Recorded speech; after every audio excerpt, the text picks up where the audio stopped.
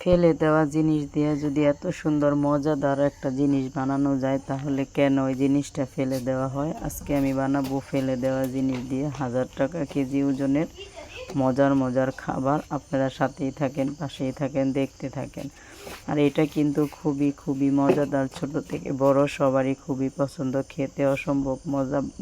রাখা যায় 6 থেকে 1 বছর, ফ্রিজ লাগে না, অনায়াসে রেখে দেওয়া যায়। আর এটা খুবই মজাদার, আপনারা সবাই বানায়া খায়া দেখবেন, খেতে কিন্তু খুব মজা আর বানাইতেও খুব সহজ।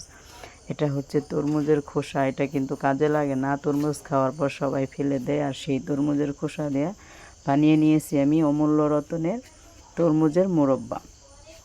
এই তো দেখেন, আস্ত তরমুজ আনছে, সেই তরমুজটা কেটে খাওয়ার পরে তরমুজের সাইজ ছোট বা বড় কোনো প্রয়োজন নাই, খোসা হলেই হবে। এই তরমুজটা আমাদের আনছে রোজার মধ্যে, রোজা বলে এই গরমের লাগছে সেই জন্য খাওয়ার জন্য আনছে। আর এই খোসাটা আমি ফ্রিজে রেখে দিয়েছিলাম, সেটা কেটে আমি এত সুন্দর মজার মোরব্বা বানিয়ে বাচ্চাদেরকে সারপ্রাইজ দিছি। আপনারাও দিতে পারবেন।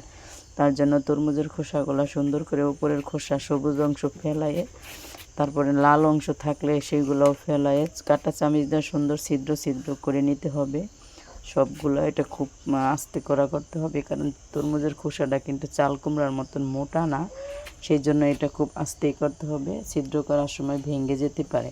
ছিদ্র করা হয়ে গেছে, এগুলো আমি ধুয়ে নিয়েছি। তারপরে চুন লাগবে, চুন নাই, আমার অল্প চুন ছিল ফ্রিজে, শুকিয়ে গেছে। সেটাই আমি পানি দিয়ে সুন্দর করে ডোলে ধুয়ে নরম করে তারপরে সেই পানিতে আমি 5 থেকে 8 ঘন্টার জন্য ভিজায় রাখবো।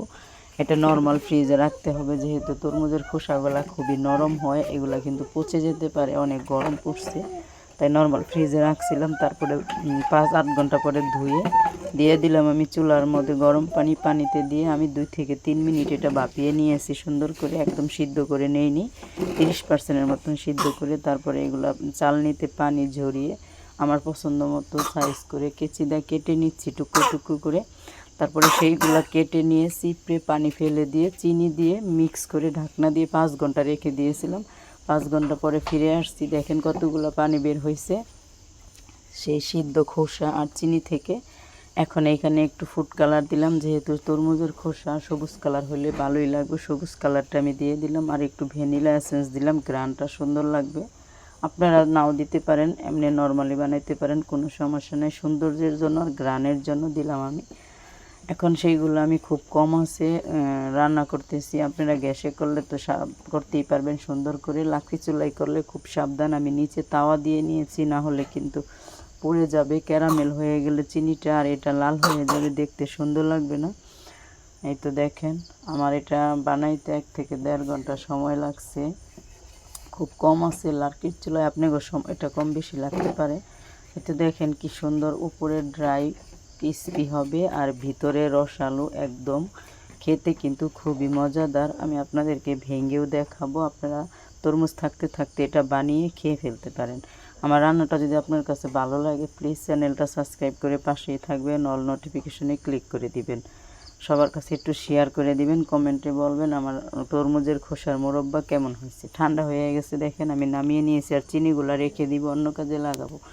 তৈরি হয়ে গেল আমার মজাদার মোরব্বা। তো দেখেন আমি একটা ভেঙে দেখাচ্ছি, ভিতরে কি সুন্দর জুসি হয়েছে, রস আলু আর উপরে ড্রাই। এটা 6 থেকে 1 বছর পর্যন্ত ফ্রিজেও রাখা লাগবে না, নর্মালি অনায়াসে থাকে। ওখানে কিন্তু মোরব্বা কখনো ফ্রিজে রাখে না, নর্মালি রাখে, কেজি দরে বিক্রি করে। আপনারা এভাবে রাখতে পারেন। আর আমার চ্যানেলটা লাইক দিয়ে সাবস্ক্রাইব করে পাশে থাকবেন, অল নোটিফিকেশনে ক্লিক করে দিবেন। প্লিজ সবাই পাশে থাকবেন, সাপোর্ট করবেন। এই তো দেখেন, দেখতে কত সুন্দর হয়েছে, কাছের মতো।